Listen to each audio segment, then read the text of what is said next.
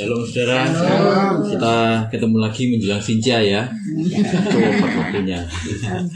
Iya, ini kita tahun baruan 2 kali.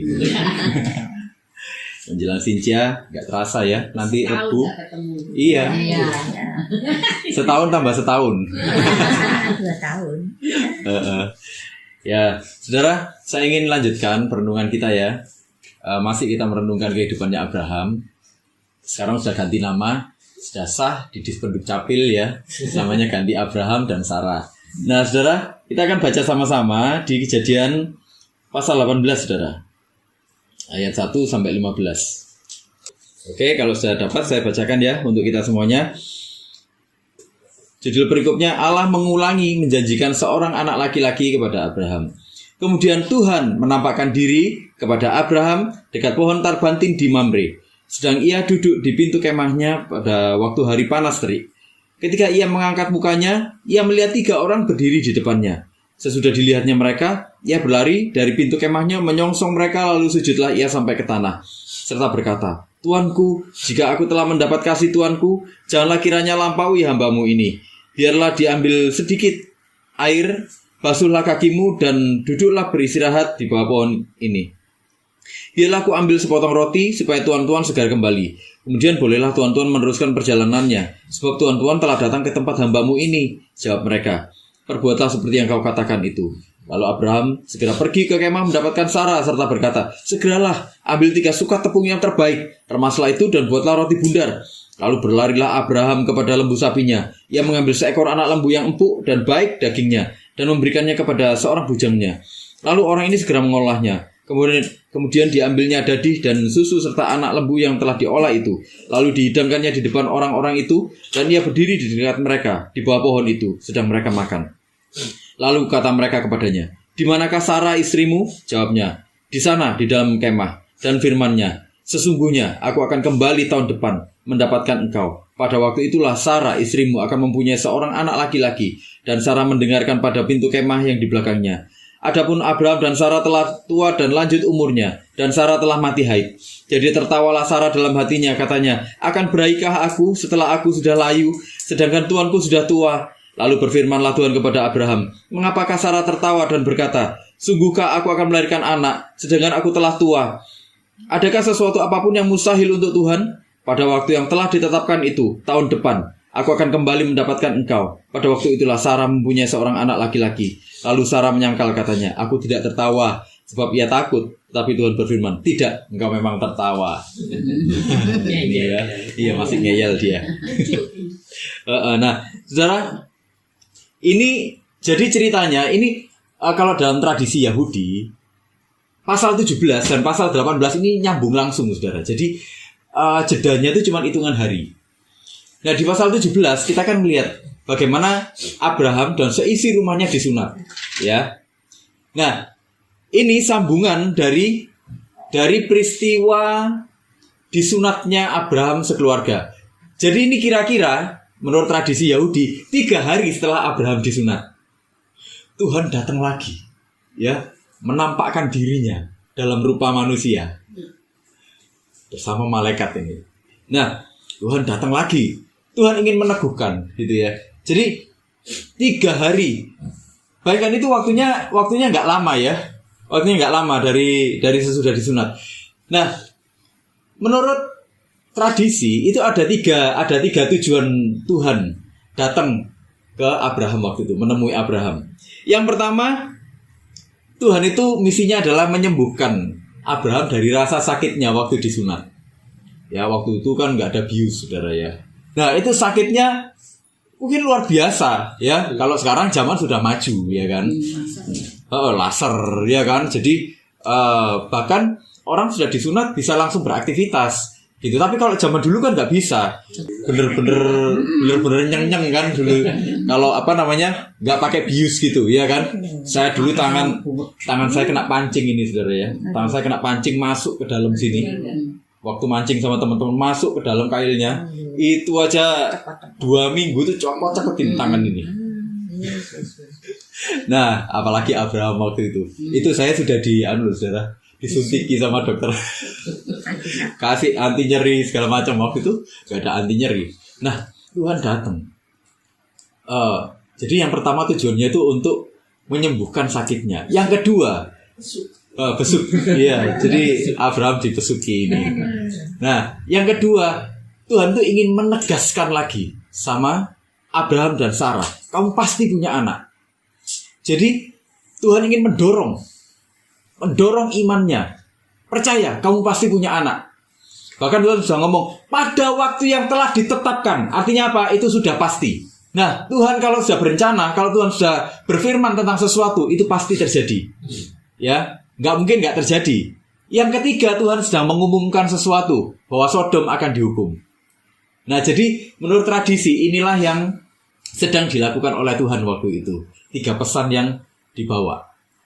Awalnya Abraham nggak tahu kok kalau ini Tuhan bersama malaikatnya, gitu ya. Abraham nggak tahu. Jadi kalau Abraham sampai sujud menyembah, terus dia berlari, mendekati, terus sujud menyembah, itu sebenarnya bukan karena orang-orang ini, bukan karena dia tahu bahwa orang-orang ini adalah Tuhan dan malaikat, gitu ya. Jadi itu sebenarnya keramah tamahan di budaya waktu itu. Jadi ada orang lewat, kan namanya di daerah padang gurun ya. Daerah padang gurun, orang susah cari penginapan, susah cari depot, cari resto, itu nggak ada. Nah, Abraham beramah tamah, ayo mampir, tak jamu. Setelah itu kamu boleh melanjutkan perjalanan. Nah, itu keramah tamahannya. Nah, disitulah Tuhan mulai bilang. Tapi nanti gini, Abraham mulai nangkep bahwa dia ini Tuhan, gitu ya. Dia mulai menyadari, mulai tahu dari mana. Mana Sarah istrimu? Lah, apa dia ngomong? Ya kan? Apa dia ngomong? Istrinya, nama istriku Sarah loh, gitu. Enggak kan? Kan enggak mungkin, ya kan? Tapi Tuhan bilang, mana Sarah istrimu? Oh, dia di belakang. Tuhan langsung bilang, tahun depan, ya, tahun depan aku akan mendapatkan, melahirkan. Wah, Sarah tertawa. Gak mungkin lah, gak mungkin. Aku tuwek, tapi dia masih cantik loh, gitu ya. Masih cantik, buktinya itu kan dia masih tetap disukai sama raja-raja kan. Nah itu loh. Tapi secara alami dia kan sudah nggak mungkin, ya toh. Secara alami dia sudah nggak mungkin untuk mengalami kehamilan, yaitu natural, ya kan. Jangankan yang umur 90-an, saudara. Sekarang orang umur 40-an aja dibilang itu beresiko. Ya, kalau bukan dibilang nggak mungkin. Nah, itulah Sarah ketawa, tapi Tuhan bilang, kenapa kok kamu tertawa? Enggak, aku nggak ketawa, dia takut. Iya kan, dia takut. Tapi Tuhan menegaskan, pada waktu yang telah ditetapkan, ya, tahun depan, kamu pasti punya anak. Wah, ini, jadi Tuhan tuh mendorong, Tuhan tuh menjaga imannya. Gitu. Itulah kenapa orang, dibilang kalau orang itu menjaga sendiri imannya, saudara, orang nggak akan sanggup. Kenapa? Karena di dunia ini terlalu banyak apa? Terlalu banyak godaan, ya toh? Terlalu banyak tantangan yang bisa membuat iman kita tuh beralih. Ayat ini, kisah ini juga menunjukkan bagaimana iman kita pun itu nggak kita kelola sendiri, tapi ada Tuhan yang menolong kita mengelola iman. Gitu loh, saudara ya. Jadi kita nggak bisa sombong-sombongan. Imanku lo kuat. Oh, nggak gitu, saudara. Kalau tanpa campur tangan Tuhan, iman kita ini sudah bukan garis keras lagi, saudara. Garis leto ya, saudara. Iya toh? Iya, kita belum apa-apa, pasti sudah ambruk duluan. Itu loh. Nah, di sini Tuhan sedang menunjukkan juga apa yang mustahil bagi manusia. Itu nggak ada yang mustahil bagi aku. Mujizat itu kan gini. Mujizat itu suatu keajaiban, ya. Suatu keajaiban secara teologis gitu. Gini, mujizat itu suatu keajaiban yang dia melampaui hukum alam. Jadi kalau kita misalnya ini, kita kerja naik jabatan, bisa dibilang mujizat dalam sudut pandangnya kita bisa. Tapi dalam sudut pandangnya yang lebih besar sebenarnya bukan seperti itu. Itu karena prestasi. Tapi mujizat yang sesungguhnya itu melampaui hukum alam. Gitu ya. Dan Abraham mengalami itu. Tuhan membawa Abraham dan Sarah itu mengalami mujizat yang sesungguhnya. Mujizat yang luar biasa, yang nggak pernah dipikirkan orang, yang nggak pernah dibayangkan orang. Sesuatu yang orang pasti bilang pasti mustahil, nggak mungkin. Karena hukum Allah nggak ada yang seperti itu. Tapi disitulah yang namanya mujizat. Tuhan menunjukkan bahwa Dia Allah yang melampaui hukum alam.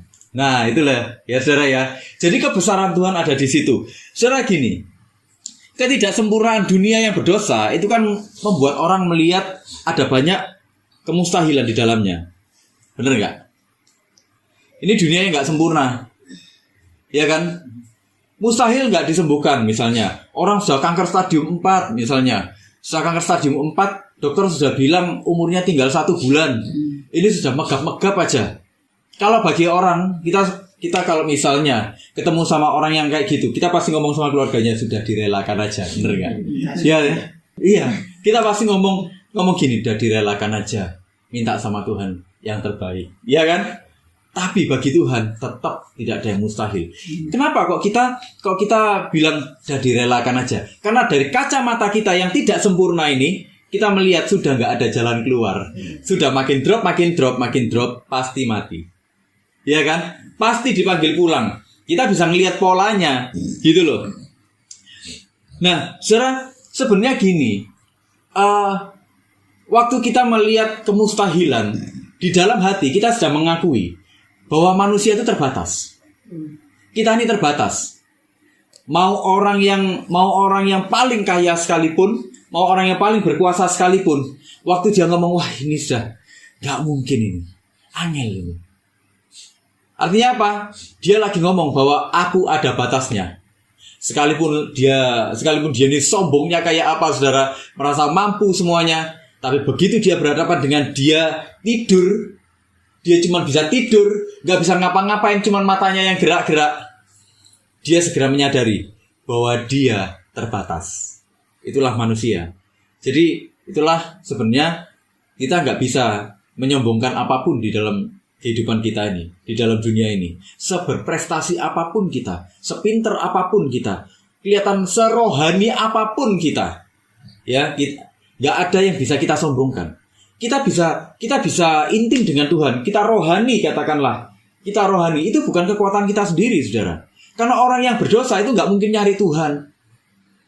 Orang yang berdosa pasti perginya kemana, saudara? Iya kan? Nggak ada kan yang mau beribadah? Iya toh? Mau nggak orang berdosa, orang yang nggak intim dengan Tuhan gitu, orang dalam pikiran berdosa, dia mau nggak kira-kira berdoa? Datang ke persekutuan yuk. Ada nggak yang mau?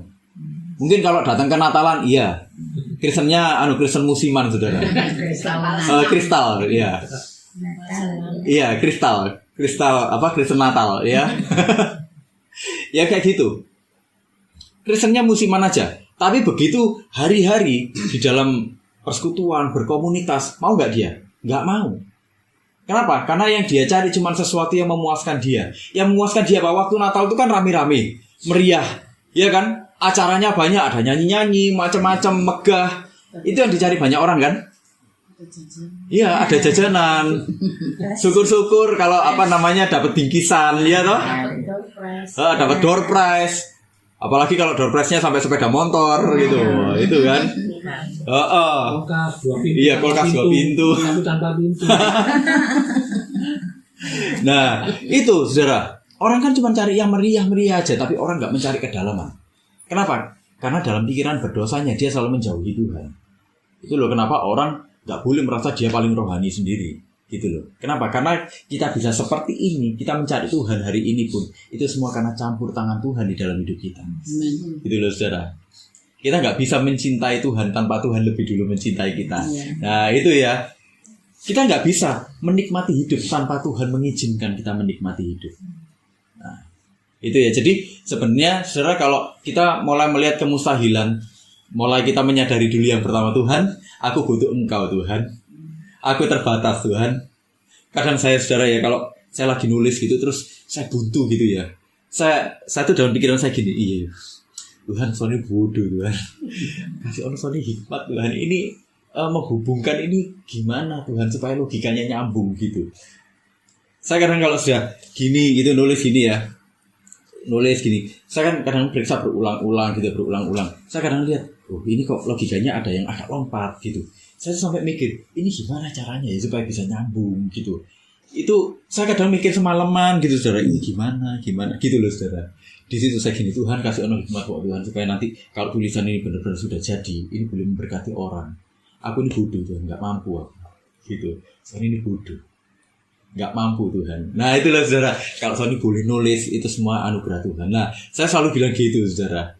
Nah itulah saudara ya. Nah saudara, pikiran dunia itu nggak mau menyadari itu. Kenapa? Mereka tuh berusaha dengan kemampuannya sendiri. Karena mereka merasa mereka bisa menjadi Tuhan. Sama seperti spiritnya Adam dan Hawa waktu mereka jatuh dalam dosa. Padahal itu spirit yang membawa mereka makin jauh dari Tuhan. Dan itu spirit yang nggak dikehendaki sama Tuhan. Disitulah semakin kita akan mengalami kemustahilan.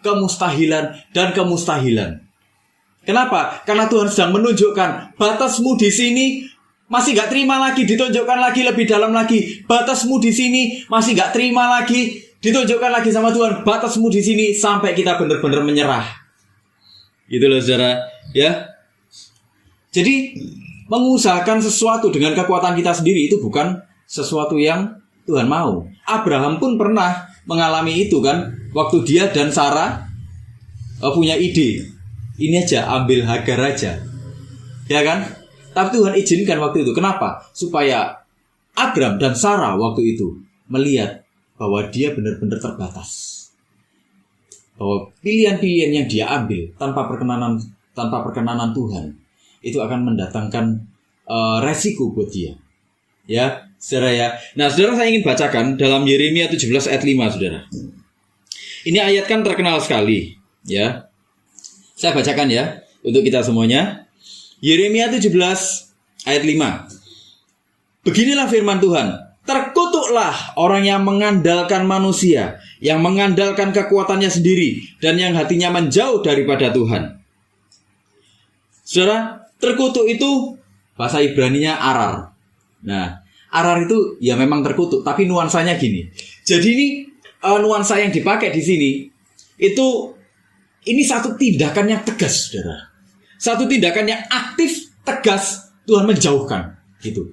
Menempatkan kita dalam posisi terkutuk. Terkutuk itu apa? Terkutuk itu dianggap jijik, menjijikkan, gitu loh. Karena kamu menjijikkan, ditempatkan di tempat. Aku menempatkan kamu di tempat yang menjijikkan. Tempat yang menjijikkan yang bagaimana? Tempat di mana kamu pasti akan dihukum, gitu.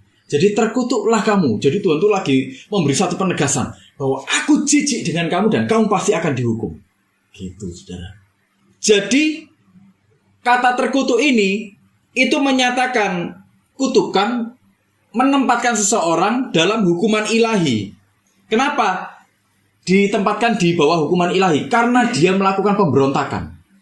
Jadi, waktu orang mengusahakan sesuatu dengan kekuatannya sendiri sama Tuhan itu dianggap itu pemberontakan, saudara. Pemberontakan itu berarti apa? Memisahkan diri dari Tuhan, seperti Adam dan Hawa. Saudara, kata arar ini itu juga dipakai di Kejadian 3 ayat 14 waktu Tuhan mengutuk ular. Kita coba baca aja supaya kita lebih jelas. Kejadian 3 ayat 14, saudara. Lalu berfirmanlah Tuhan Allah kepada ular itu, karena engkau berbuat demikian, terkutuklah engkau di antara segala ternak dan di antara segala binatang hutan. Ya, kata yang sama, konteksnya sama, gitu ya. Jadi diberi sebuah penegasan. Engkau aku tempatkan di dalam posisi terhukum. Aku jijik dengan engkau. Kenapa? Karena engkau melakukan pemberontakan terhadapku. Engkau melanggar perjanjian. Oh gitu. Ya. Jadi orang-orang yang mengandalkan kekuatannya sendiri itu dibilang gitu. Mengandalkan itu apa? Mengandalkan itu gini, saudara. Itu trust. Orang-orang yang intim dengan apa? Orang-orang yang intim dengan kekuatannya sendiri. Jadi dia nggak mengakui Tuhan. Dia hanya mengakui dirinya. Dia hanya mengakui apa-apa yang berhubungan dengan dirinya. Waktu dia mengandalkan orang lain, dia hanya mengakui kekuatannya orang lain tanpa dia mengakui kekuatan Tuhan. Nah, itu ya. Jadi Orang-orang yang seperti ini Tuhan nggak mau. Kenapa? Karena kamu tuh diciptakan. Itu pada mulanya kamu diciptakan sejak dari awal. Engkau tuh harus bergantung penuh kepadaku. Settingmu itu bukan setting untuk berjuang sendiri. Settingmu itu berjuang bersama dengan aku. Berjuang di dalam aku. Nah itu loh saudara. Maksudnya Tuhan tuh gitu. Itulah kenapa Tuhan mengutuk segala spirit pemberontakan. Segala spirit yang mengandalkan kekuatannya sendiri. Segala semangat yang mencoba menjauhkan diri dari Tuhan. Nah itulah kenapa orang-orang yang seperti itu saudara, pada akhirnya apa? Akan makin menghadapi kemustahilan. Waktu menghadapi kemustahilan, terus-menerus menghadapi kemustahilan, dia makin hari makin akan menghadapi kehampaan. Makin menghadapi kehampaan, makin frustasi dia. Makin dia nggak pernah merasakan damai sejahtera. Makin dia nggak pernah merasakan sukacita. Senang, iya sesekali dia bisa senang. Tapi begitu senangnya habis, hidupnya hampa lagi. Dia berusaha mencari lagi. Tapi makin tidak puas dia. Gitu loh. Kenapa? Karena terpisah dari Tuhan. Itu ya. Nah, saudara, Tuhan lagi nunjukkan gini sama Abraham. Nah, lihat ya Abraham ya. Panggilan dari aku kepadamu itu menuntut apa? Satu ketaatan yang total. Gitu loh. Menuntut satu ketaatan yang total. Kalau kamu nggak taat total, kamu nggak bisa apa-apa. Abraham, saudara, bisa sampai sejauh ini, kira-kira 25 tahun dia, saudara ya, dari menerima janji itu, bisa 25 tahun dia bertahan, menanti. Itu dari mana kalau nggak dari Tuhan? Dia mungkin berpikir, mustahil gitu, nggak mungkin lah. Sampai akhirnya dia mengandalkan kekuatannya sendiri itu ya, saudara ya. Dia merencanakan semuanya sendiri. Ya. Jadi gini, Tuhan lagi menunjukkan hidupmu itu pemberianku. Rencanaku itu anugerahmu. Dan dalam hal itu Tuhan akan menyatakan penyertaannya itu luar biasa di dalam hidupmu. Nah disitulah tahun depan Abraham akan sungguh-sungguh dia punya anak. Yang itu melampaui segala hukum alam. Kalau mungkin Sarai waktu itu masih umur 50 tahun saudara ya. Terus Sarah punya anak. Kita mungkin masih berpikir, iyalah umur 50 tahun, ya masih bisa lah. Ya kan? Masih bisa 50 tahun, oke lah, gak apa-apa. 50 tahun. Tapi ini saudara 90 tahun. Gimana caranya 90 tahun dia punya anak? Iya kan? Bisa bayangkan gak saudara? Kita ketemu sama oma-oma umur 90 tahun, terus dia mengandung gitu. Iya kan? Misalnya kita ketemu di mall gitu ya. Mungkin kita berpikirnya gini, oma ini gak apa-apa kan? Iya kan? Oh jujur perutnya wah, busuk lapar ta. Iya toh? Atau tumor ta. Loh kita masih berpikir yang nggak pernah bikin hamil. Iya, kita nggak akan mikir hamil kan, bener ya? Gak logis aja. Iya, nggak logis kan? Begitu dia ngomong, enggak cu, aku hamil.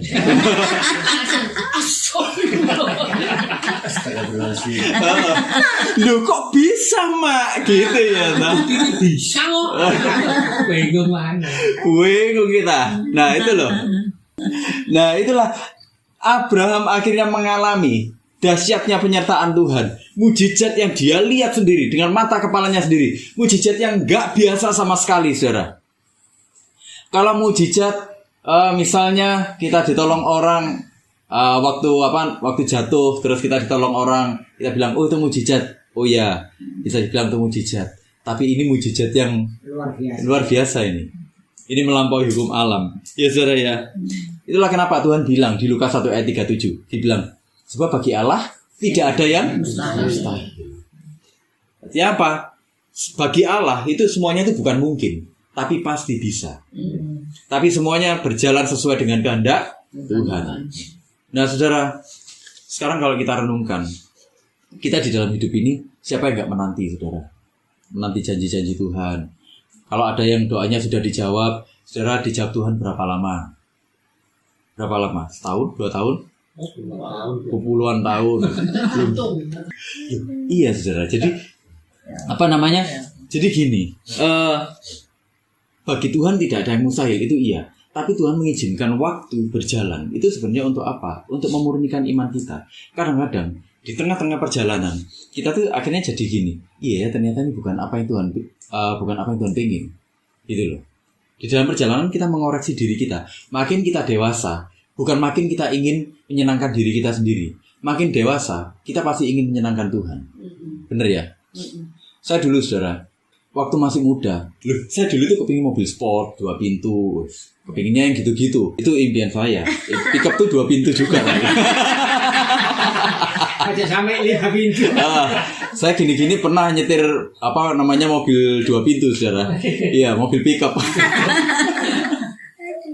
Nah, saudara, saya dulu tuh kepinginnya kayak gitu-gitu. Tapi seiring berjalannya waktu, berjalannya proses bersama dengan Tuhan, saya makin menyadari yang kayak gitu-gitu Pak nggak penting gitu loh ya. Makin dewasa ya kita makin mengoreksi. Sebenarnya ini sesuai dengan keinginan Tuhan apa enggak? Sesuai dengan keinginan Tuhan apa enggak? Gitu loh saudara. Iya toh. Nah, itu loh saudara. Jadi saudara, percayalah dalam penantian kita, Tuhan itu pasti akan mengawal segala sesuatunya. Mengawal apa yang jadi keperluan kita di dalam hidup kita. Gitu loh. Sama seperti Abraham. Abraham ini coba lihat saudara. Bagaimana Tuhan itu datang sendiri. Sebelumnya Tuhan menjanjikan. Ya kan? Menjanjikan ngasih anak. Menjanjikan lagi. Bahkan ini sampai didatangi lagi loh saudara. Untuk apa? Meneguhkan imannya Abraham. Artinya apa? Persoalan iman, persoalan pergumulan, persoalan penantian. Itu bukan cuma masalahnya kita saudara. Tapi Tuhan juga ikut terlibat di dalamnya. Nah itu saudara. Jadi Tuhan tuh mengawal anak-anaknya untuk apa? Untuk menggenapi rencananya. Gitu loh. Bukan lagi apa yang jadi keinginan pribadinya. Saya ingin bacakan gini. Itulah kenapa kita tuh mesti hidup dalam yang namanya kelemahan, saudara. Loh, kok hidup dalam kelemahan? Nah, 1 Korintus 12 ayat 10, saudara, bilang gini. Ini ayat yang saudara, ayat yang terakhir, saudara. Tapi pembahasannya masih panjang. Enggak. Ya. 2 Korintus 12 ayat 10 ya. Saya bacakan. Karena itu aku senang dan rela di dalam kelemahan, di dalam siksaan, di dalam kesukaran, di dalam penganiayaan dan kesesakan. Oleh karena Kristus. Sebab apa? Jika aku lemah, maka aku kuat. Wah, iya kan? Sebab jika aku lemah, aku kuat. Saya ingin membandingkan gini, saudara. Ini dalam terjemahnya Selaber ya, saudara ya. Nah, Selaber 2010. Bilang gini, jadi aku rela diperhadapkan pada berbagai kelemahan, perlakuan kasar, paksaan, penganiayaan, dan berbagai kesesakan karena Al-Masih. Karena apabila aku lemah, maka pada saat itu juga ada kuasa yang bekerja di dalam diriku. Ya, terjemahan lain lagi, yang ini akan menambah pemahaman kita. Dalam terjemahan FAYH, dibilang gini, karena saya tahu bahwa semua itu bagi kepentingan Kristus, maka saya tidak berkecil hati mengenai duri itu dan mengenai penghinaan, kesukaran, serta penganiayaan. Sebab apabila saya lemah, saya menjadi kuat. Makin sedikit yang saya miliki, makin banyak saya menggantungkan diri kepadanya. Kalau kita dibilang gini, makin aku lemah, maka aku makin tahu ada sesuatu yang bekerja. Tuhan sedang bekerja di dalam diriku. Makin aku sedikit memiliki, makin aku bergantung kepadanya. Bukan berarti gini, saudara. Ayat ini bukan berarti lagi ngomong gini, kita harus hidup miskin. Enggak, bukan gitu. Tapi gini, makin sedikit kita merasa memiliki, makin sedikit rasa kepemilikan kita di dalam kehidupan kita ini, makin kita tahu bahwa Tuhanlah pemilik segala sesuatunya. Dan kalau Tuhan pemilik segala sesuatunya, bebas kok Tuhan melakukan apa aja di dalam hidup kita. Sama seperti imannya Abraham waktu itu kan, gitu. Dia berserah secara total sama Tuhan. Dibilang punya anak kamu, ya dia ya sudah iya. Gitu gimana lagi? Ini nggak mungkin tapi iya aja dia. Cuman percaya aja dia. Gitu loh. Kenapa? Karena Abraham tahu dia sudah nggak punya kekuatan lagi untuk mengusahakan itu. Itulah kenapa. Kalau Tuhan yang Maha Kuasa itu menjanjikan sesuatu pada dia, di balik keraguannya ada keyakinan bahwa Tuhan pasti akan menggenapi rencananya. Nah, itu loh saudara ya. Saudara, kata lemah itu dibilang asteneo. Asteneo itu gini. Dia menunjukkan kelemahan manusia kelemahan fisik, kelemahan moral, bahkan kelemahan iman, saudara. Kelemahan imannya terus menerus. Kelemahan hidupnya itu terus menerus. Bayangkan, imannya juga lemah. Abraham juga pernah ngalami kan? Imannya naik turun kan? Bapak orang beriman. Lah kalau kita keturunan orang beriman, bagaimana? Saudara, masih tetap aman? Aman terkendali ya. Sampai imannya ini sampai sudah ini jatuh susah bangkit gitu, saudara. Ayat lagi bilang gini, kita punya kelemahan. Justru kelemahan itu menunjukkan bahwa kita ini terbatas. Dan kalau kita ingin mengalami sesuatu yang besar, kita ingin menggenapi rencana Tuhan, kita harus menyerahkan segala sesuatunya pada Tuhan. Manusia itu harus mengakui ketidakmampuannya di hadapan Tuhan. Tuhan, aku gak mampu beriman sendiri, Tuhan. Soalnya kalau aku beriman sendiri, mungkin besok aku bisa murtad, Tuhan. Iya toh. Apalagi kalau kita lihat orang yang bergumul hal yang sama-sama berdoa, dia dijawab lebih cepat daripada kita. Iya kan? Dalam hati ini iri gak, saudara? Ada irinya kan? Terus habis itu ada lagi orang yang ketiga nih, sama-sama bergumulnya, terus dia berdoa kepada yang lain, saudara. Terus dia kok dapat jawaban cepat. Ini saya ingin menunjukkan gini, saudara. Kalau seorang bapak itu ngasih semuanya enggak secara langsung, secara instan ke anak-anaknya. Kalau ini bapak yang benar, ngasih enggak? Orang tua yang benar enggak ya? Lihat dulu kan, kebutuhannya apa? Jadi enggak anak minta langsung kasih. Kalau enggak jadi anak manja kan dia. Nah, saudara, itulah hatinya Tuhan. Itulah kenapa kita manggil bapak kepada Tuhan kita. Kenapa? Karakteristiknya seorang bapak itu gak memberikan semuanya secara langsung kepada anaknya. Tuhan melihat seberapa kamu butuh, nak. Iya toh? Nah, saya ingin bandingkan Iblis ini bukan bapak, saudara. Lah kalau bukan bapak, semua kan pasti dikasih. Bener gak, saudara? Iya kan? Wes pokoknya yang penting kamu diem. Iya toh? Atau wes pokoknya yang penting kamu melok aku. Ayo tak kasih. Orang kalau mau nyulik anaknya orang lain dikasih semua gak, saudara? Iya kan? Kasih permen. Bener gak? Iblis seperti itu. Iblis itu penculik, saudara. Pencuri, pembunuh, pembinasa. Itulah kenapa dia selalu ngiming-ngiming. Saudara, ingat godaan ketiga yang dilancarkan iblis sama Tuhan itu apa? Sembahlah aku, maka seluruh isi dunia akan kuberikan kepadamu. Iblis itu royal enggak? Kalau gitu, royal, ya kan? Royal. Bandingkan sama bapak kita royal enggak? Tergantung kebutuhannya apa, ya kan? Dilihat konteksnya anaknya ini apa. Dia pemilik segala sesuatu tapi enggak seroyal itu loh, saudara. Kalau iblis itu bukan pemilik segala sesuatu tapi royal loh. Karena tujuannya apa? Tujuannya mau nyulik, ya kan? Tujuannya mau membinasakan. Jadi itulah kenapa orang kalau dia mempunyai kelemahan. Kalau dia mempunyai kelemahan, dia harus datang sama Tuhan, mengakui kelemahannya di hadapan Tuhan. Tuhan, aku lemah. Aku kasih orang kekuatan, Tuhan. Itulah kenapa saya bilang gini. Kalau kita ini enggak bersama dengan Tuhan, kemungkinan kita untuk meninggalkan Tuhan itu tinggi sekali. Gitu loh. Itulah kenapa kita harus datang sama Tuhan, mengakui kelemahan kita. Seperti Paulus ini. Waktu aku lemah, aku tahu ada sesuatu Tuhan bekerja di dalam diriku.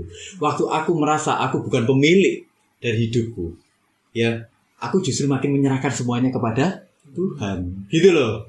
Ya saudara ya. Nah, itulah jadi saudara, di titik inilah manusia itu akan mengandalkan Tuhan.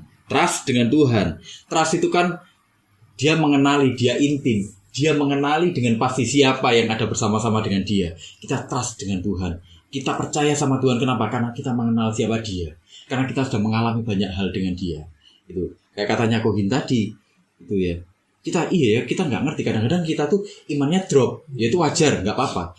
Itu drop. Tapi waktu kita drop, saudara lihat, Tuhan menolong kan. Menolong. Terangkat lagi imannya. Itulah kenapa kita tuh sampai hari ini loh nggak mau ninggalkan Tuhan, saudara. Ya. Nah, saudara, saat itu terjadi, kita mulai menyerahkan semuanya sama Tuhan. Disitulah di dalam kelemahan kita Tuhan akan pakai kita dengan luar biasa. Seperti Abraham namanya dicatat sepanjang masa. Ya, dia jadi bapak 3 agama. Ya kan, Yahudi, Kristen, Islam. Ya kan, dia diakui sebagai bapak 3 agama. Namanya luar biasa sepanjang zaman. Dalam kelemahanlah Tuhan akan pakai kita. Justru di dalam kelemahan kita akan melihat nama Tuhan dipermuliakan. Kalau kita merasa kuat, saudara, waktu ada sesuatu terjadi dalam hidup kita, apa yang terjadi? Kita akan ngomong, itu semua karena kita, bukan karena Tuhan. Iya kan? Nggak ada pelayanan, nggak ada yang namanya nama Tuhan dipermuliakan. Yang ada segala kemuliaan bagi iya, bagi dua, ya kan? Nah, saudara, hidup dalam kelemahan itu bukan berarti kita tuh nggak memperbaiki diri. Kita tetap harus memperbaiki diri.